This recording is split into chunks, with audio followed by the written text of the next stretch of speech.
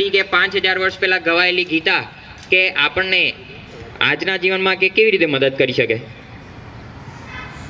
જે શ્રીમદ ભગવદ્ ગીતા છે એ કે 5000 વર્ષ પહેલાં ગવાયેલી ગીતા છે, બરાબર? તો કે આજના આપણા જીવનમાં કેવી રીતે મદદ કરી શકે?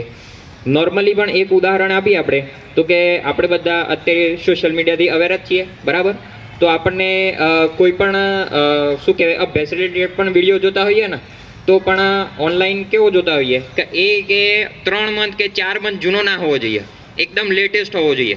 કાં તો શું કહેવાય 1-2 વીકમાં થયેલો હોવો જોઈએ, કાં તો વધારેમાં વધારે કે 1 મંથ જૂનો જ હોવો જોઈએ. એનાથી કદાચ જૂનો હોય તો આપણે એને કન્સિડર નથી કરતા, બરાબર? તો કે શ્રીમદ ભગવદ્ ગીતા કે 5000 વર્ષ પહેલાં ગવાયેલી છે, તો કે આપણે એને કન્સિડર કરીએ છીએ, બરાબર? તો કે એ આપણને કે દરેક મુશ્કેલીમાં મદદ કરે છે. તો એ કેવી રીતે કરે છે એમ? આજના સમયમાં આપણને દરેક પ્રશ્નનો ઉત્તર શ્રીમદ ભગવદ્ ગીતામાંથી જ મળે છે. તો આપણને કેવી રીતે મળે છે?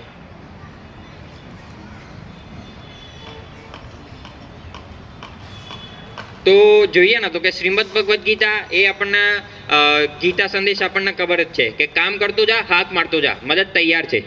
તો શ્રીમદ ભગવદ્ ગીતા આપણને કહે છે કે ઉદ્ધરે દાત્મનાત્માનમ, એટલે કે તારો ઉદ્ધાર તારી જાતે જ કરવાનો છે.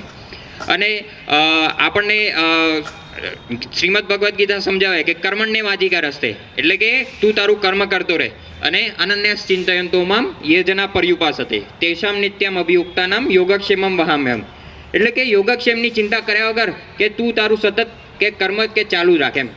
તો કે આપણને જેમ જેમ ઉંમરમાં વધતા જઈએ તેમ આપણને કે ફેમિલી પ્રેશર હોય, બરાબર? પછી કે લગ્નનું પ્રેશર હોય, પછી કે નોકરી ધંધાનું પ્રેશર હોય, કે એ પ્રેશરમાં આપણને કદાચ આપણે છકી જઈએ તો એ વખતે આપણને કહે છે ભગવાન કે આપણા બધાની અંદર બેઠેલા છે એમ, કે જે ભગવાન કે મારી અંદર બેઠેલો છે એ કે પણ સામેવાળાની અંદર પણ બેઠેલો છે.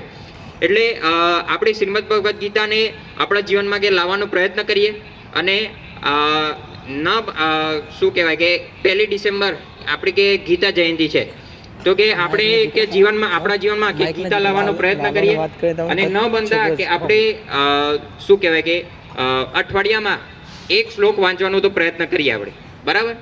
અમે પરમ પૂજનીય પાંડુરંગ શાસ્ત્રી આઠવલે પ્રેરિત યુવા કેન્દ્રના યુવાનો છીએ, જે દર વર્ષે ગીતા જયંતિ નિમિત્તે શું કહેવાય કે પોતાનું કે 5 મિનિટનું વક્તવ્ય આપતા હોઈએ છીએ સ્પર્ધાના રૂપે, બરાબર? તો આ વખતનો અમારો વિષય છે શ્રીમદ ભગવદ્ ગીતા જીવનની પાઠશાળા.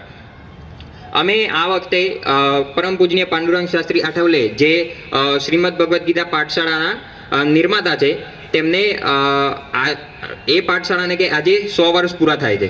એ 100 વર્ષ પૂરા થાય છે એના માટે કે અમે તમને મળવા આવ્યા હતા. તમે આ મારું વક્તવ્ય સાંભળ્યું તે બદલ તમારો ખૂબ ખૂબ આભાર.